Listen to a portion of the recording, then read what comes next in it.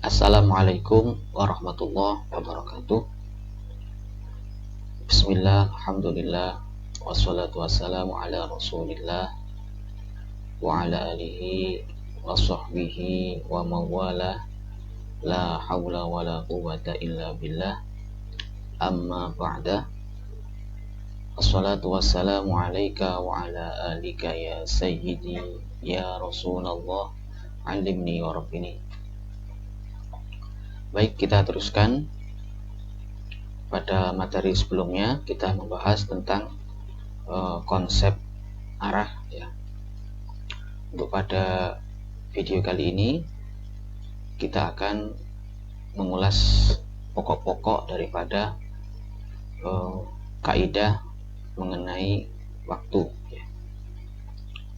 Jadi waktu itu merupakan sebuah masa yang sulit untuk diidentifikasi kecuali jika dibuat sebuah penggalan-penggalan atau potongan-potongan ya.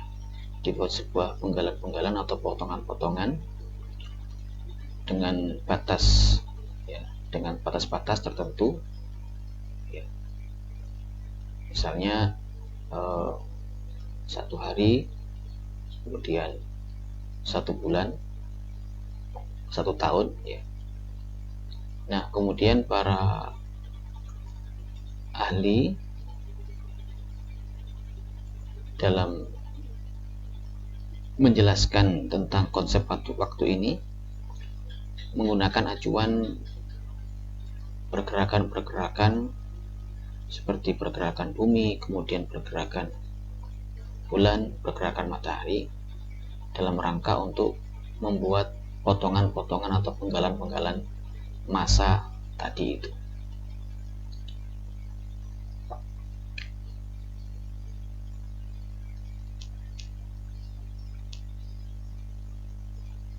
Nah, untuk yang pertama kita siklus tentang hari ya, akan mempelajari siklus tentang hari yang menjadi acuan di dalam membuat penggalan masa yang kemudian penggalan ini disebut dengan hari. Ini adalah rotasi bumi atau perputaran bumi pada porosnya. Kita tahu bahwa bumi ini berputar pada porosnya menurut arah barat ke timur ya, menurut arah barat ke timur.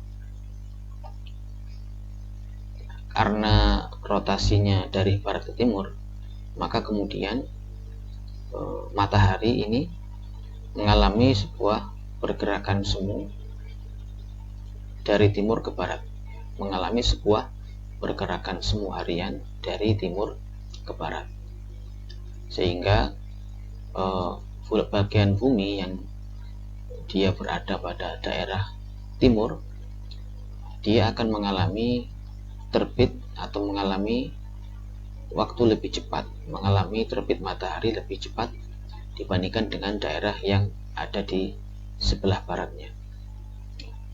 Karena matahari akibat daripada rotasi bumi bergerak menurut barat ke timur, matahari seakan-akan dia bergerak dari timur ke barat, sehingga bagian bumi yang timur dia akan lebih dahulu mendapatkan sinar matahari. Matahari akan lebih dahulu terbit pada daerah timur daripada daerah barat.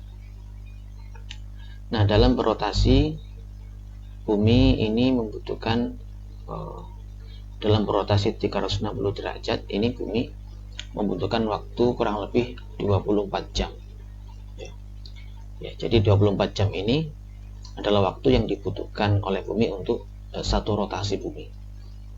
Untuk satu rotasi bumi ya, ini 24 jam ini adalah waktu yang kemudian dibulatkan ya. Yang kemudian satu rotasi bumi ini dijadikan sebagai acuan untuk membuat sebuah penggalan massa yang disebut dengan hari. Jadi satu hari itu adalah satu rotasi bumi yang mana setara dengan 24 jam. Karena satu rotasi, satu putaran itu adalah 360 derajat, maka kita bisa mengetahui bahwa dalam 1 jam ini bumi berputar sejauh 15 derajat. Jadi dalam 1 jam bumi bergerak berputar itu sejauh 15 derajat. Artinya, misalnya posisi kita ada di sini, 1 jam lagi posisi kita sebenarnya menghadap kepada arah 15 derajat dari posisi kita yang asal. 2 jam kemudian berarti posisi kita berada pada 30 derajat dari posisi asal kita sekarang. Jadi kita bergerak, kita seakan-akan kita juga bergerak mengikuti pergerakan matahari, dan pergerakan perputaran rotasi bumi pada porosnya. Nah, jadi dalam 1 jam bumi ini berotasi sejauh 15 derajat dari barat ke timur. Kemudian kalau dalam 3 jam berarti kita berotasi sejauh 45 derajat. Jadi kita kita tidak terasa, padahal kita sebenarnya sudah mengalami perputaran sebagaimana yang dialami oleh bumi. Karena itu jika ada selisih bujur antara 2 tempat di bumi, misalnya bujur serat, bujur 15 dengan bujur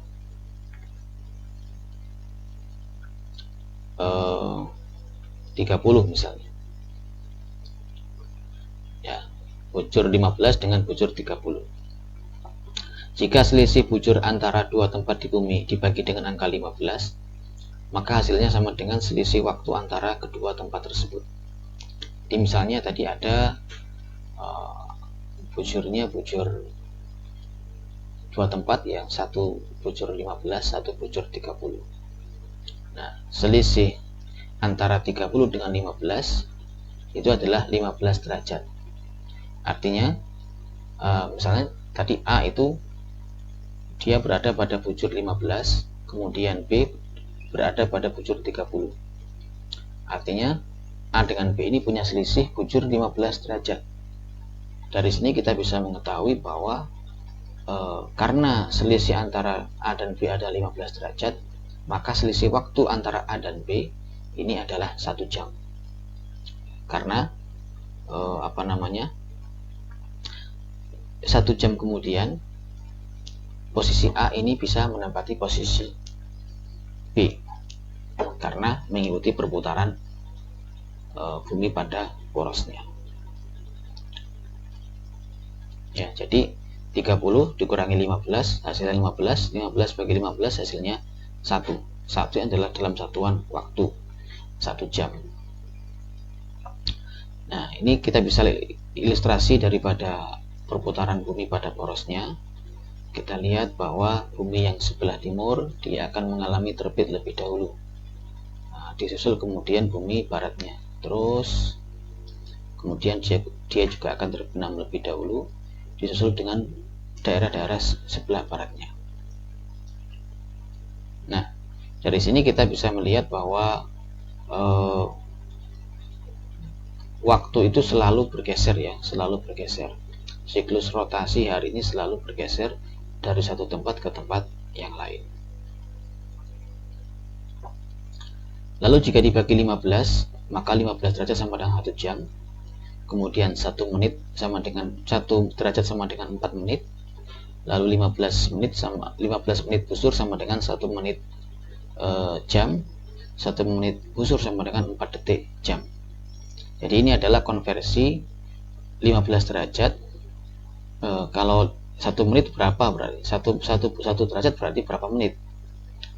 Berarti 60 menit dibagi 15 gitu.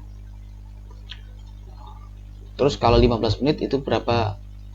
15 menit busur itu berapa menit jam ya. Jadi tanda yang ada dalam sini ini 1 derajat busur, ini 15 derajat busur, 15 menit busur, ini 1 menit busur ya. Jadi 15 derajat itu 1 jam. Berarti 1 derajatnya adalah 4 menit dari 60 dibagi 15.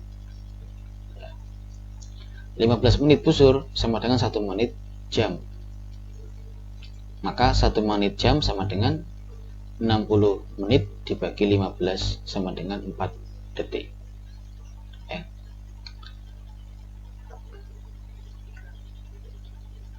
Ada istilah waktu hakiki, waktu pertengahan, dan perata waktu. Apa itu waktu hakiki? Yaitu waktu yang mengacu pada posisi matahari.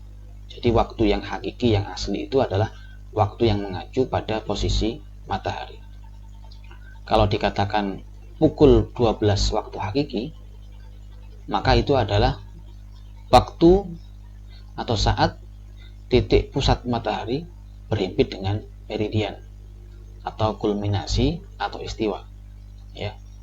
Jadi kalau dikatakan pukul 12 waktu hakiki adalah waktu di mana matahari, titik pusat matahari itu berhimpit dengan meridian atau kulminasi atau istiwa, yang disebut dengan kulminasi atau peristiwa istiwa. Mudahnya adalah matahari itu berada pada posisi paling atas ya. Dalam peredaran semu hariannya, matahari berada pada posisi paling atas dari timur, kemudian naik posisi paling atas, yaitu ketika matahari titik pusatnya berhimpit dengan meridian, maka itu kemudian dikatakan pukul 12 waktu hakiki, yaitu waktu hakiki, waktu yang mengacu pada posisi matahari.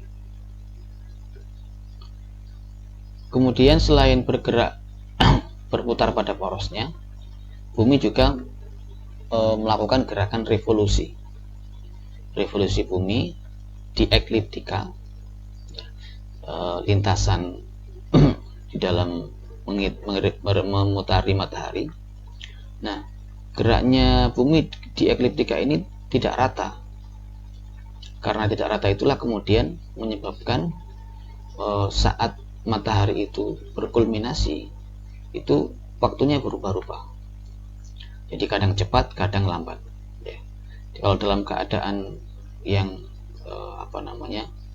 ideal, matahari itu pukul 12 pukul 12 waktu hakiki itu bisa sama dengan pukul 12 waktu pertengahan, waktu yang ada di dalam jam tangan kita atau al-roji kita. Nah, karena ada gerak revolusi di ekliptika yang tidak rata, ini menyebabkan pada saat matahari kulminasi itu saat atau waktu kulminasinya itu berubah-ubah, kadang cepat atau kadang lambat. Kemudian ada istilah waktu pertengahan yang disingkat dengan WP, yaitu waktu yang mengacu pada jarum al-roji yang berjalan rata. Jadi waktu yang ada di dalam al-roji kita itu bukan waktu hakiki, tapi dia waktu pertengahan, yaitu waktu yang mengacu pada jumlah al-roji yang berjalan rata. Nah, karena kadang cepat atau kadang lambat tadi, maka ada selisih antara waktu hakiki dan waktu pertengahan. Ada selisih antara waktu matahari yang asli dengan waktu yang ada di dalam jarum al-roji kita.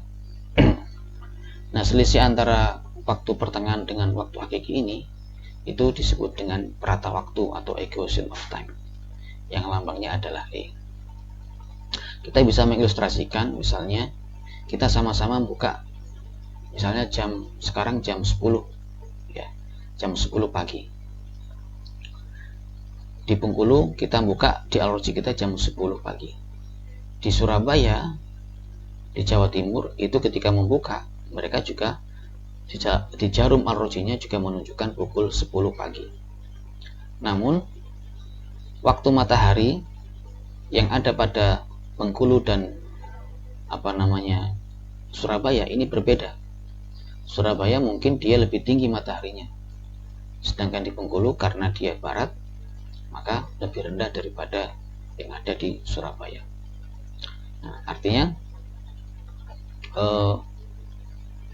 waktu pertengahan ini waktu yang selalu berjalan rata ya. Kalau waktu hakiki ini waktu yang mengacu pada posisi matahari. Nah, contoh lagi misalnya Bengkulu dengan Mekah misalnya, itu jaraknya sekitar 4 jaman. Nah, orang Mekah dengan orang Bengkulu sama-sama disuruh buka Al-Roji, nanti sama. Sekarang pukul berapa, sana juga sekarang pukul berapa. Namun di Bengkulu itu sudah malam, tapi di Mekah masih sore. Nah, ini yang dimaksud dengan ada waktu hakiki, ya, waktu yang mengacu pada posisi matahari, dengan waktu pertengahan, waktu yang mengacu pada jarum al-roji yang berjalan rata. Harga rata waktu itu positif jika matahari lebih cepat ya, dan negatif jika lebih lambat berkulminasi. Di di jadwal waktu sholat misalnya, zuhur itu kadang dia melebihi jam 12 atau kadang dia kurang dari jam 12. Nah, ini menunjukkan bahwa waktu matahari itu kadang cepat atau kadang lambat gitu. Kadang matahari itu lebih cepat dari waktu pertengahan, kadang matahari lebih lambat daripada waktu pertengahan, waktu yang ada pada jarum al-roji kita. Nah, misalnya sholat Jumat itu dilaksanakan masuk awal waktu sholatnya itu waktu-waktu kulminasi atau istiwa, berarti pada jam 12 waktu hakiki.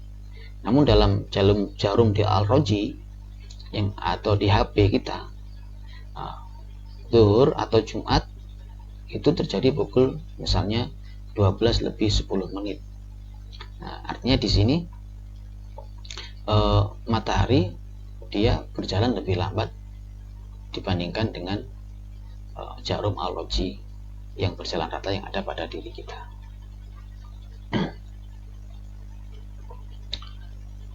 Harga EcoSuntime pada 1 September sampai 15 GMT. 15 GMT itu pukul 3 WIB ya, GMT itu Greenwich Mean Time. Greenwich Mean Time.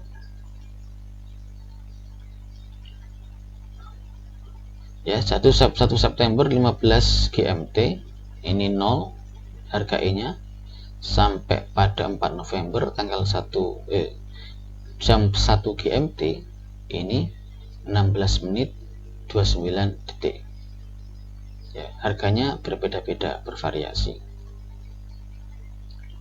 sehingga saat kulminasi matahari dalam waktu pertengahan adalah 12 min E ya.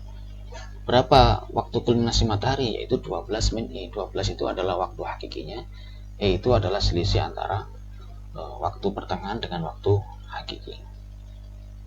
Nah, ini adalah ilustrasi daripada perata waktu tadi ya. Jadi tidak sama antara bulan November dengan September, bulan Juli, dan seterusnya tidak sama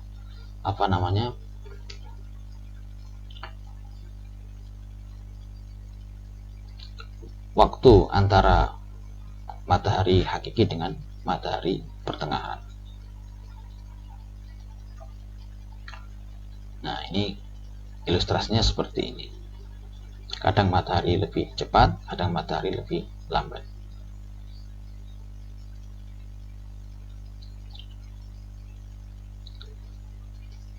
Nah, kita lihat di sini ada ilustrasi waktu hakiki dan waktu pertengahan.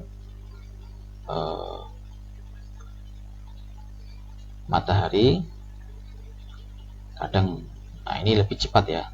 Ini contoh matahari lebih cepat daripada waktu pertengahan.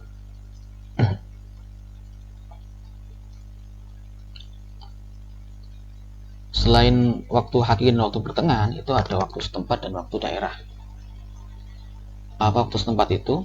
Yang disingkat yang dengan nama lainnya itu adalah local mean time, yaitu waktu pertengahan untuk setiap tempat sesuai dengan harga bujur masing-masing. Misalnya waktu Jakarta, waktu Surabaya, waktu Denpasar, waktu Bengkulu ya. Jadi Bengkulu ini memiliki waktu setempat.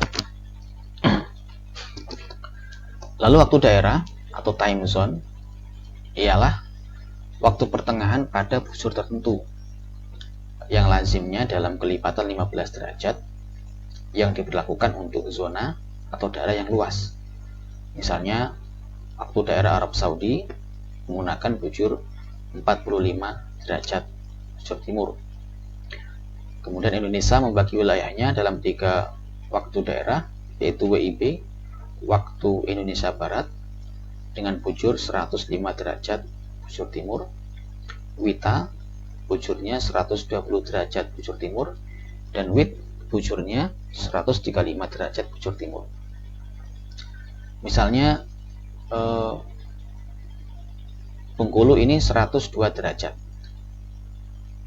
bujur timur, kemudian WIB itu 105 derajat bujur timur.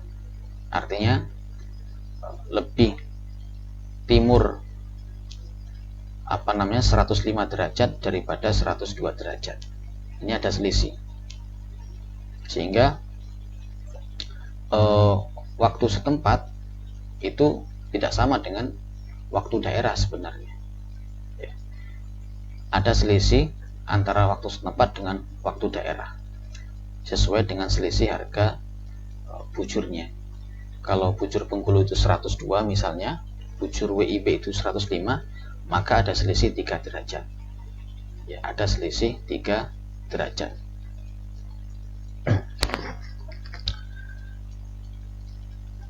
Selisih itu diperhitungkan sebagai koreksi waktu daerah. Ya, yakni ditambahkan ke waktu setempat untuk mengkonversinya ke dalam waktu daerah. Ya. Jadi waktu setempat ini itu waktu pertengahan, ya, namun memakai acuan bujur tempat itu sendiri. Kalau waktu daerah ini untuk jangkauan yang lebih luas.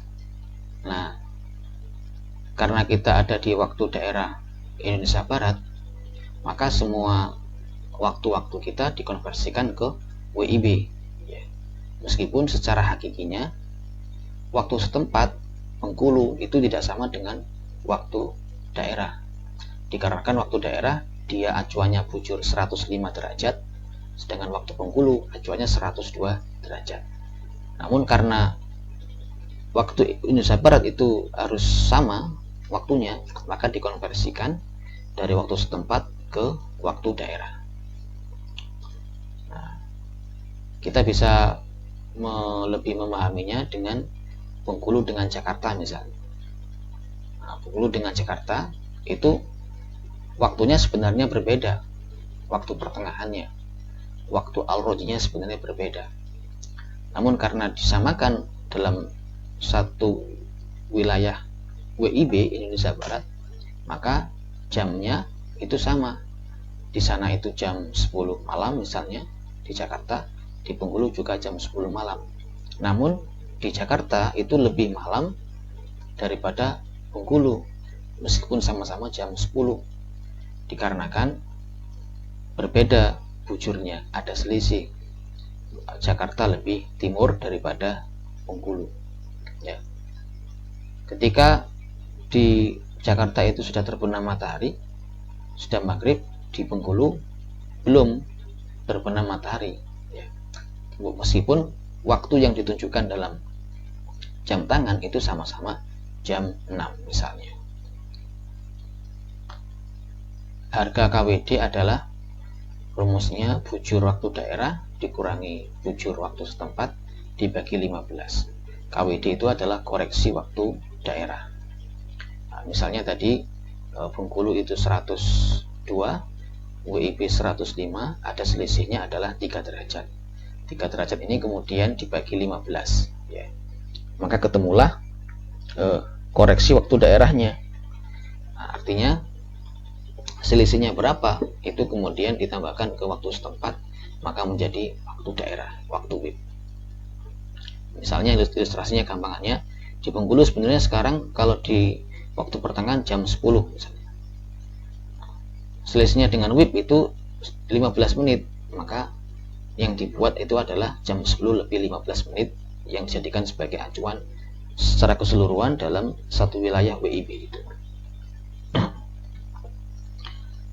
Sehingga saat kulminasi dalam waktu daerah itu adalah 12 ya, waktu hakiki dikurangi equation of time ditambah dengan KWD. Ini nanti rumus yang kita gunakan untuk menghitung kulminasi matahari, yaitu matahari berada pada posisi paling atas atau matahari ketika titik pusatnya berimpit dengan meridian. Baik, itu adalah sekilas tentang waktu ya. Kita bisa membaca lebih detail pada buku ilmu falak praktis yang saya bagikan kemarin. Saya kira itu dari saya. Jangan lupa untuk selalu mengulang-ulang kembali video-video yang saya sampaikan agar ilmu yang didapatkan itu lebih bisa dipahami dan lebih bisa menancap pada diri kita. Semua salam, mohon maaf. Akhirul kalam. Assalamualaikum warahmatullahi wabarakatuh.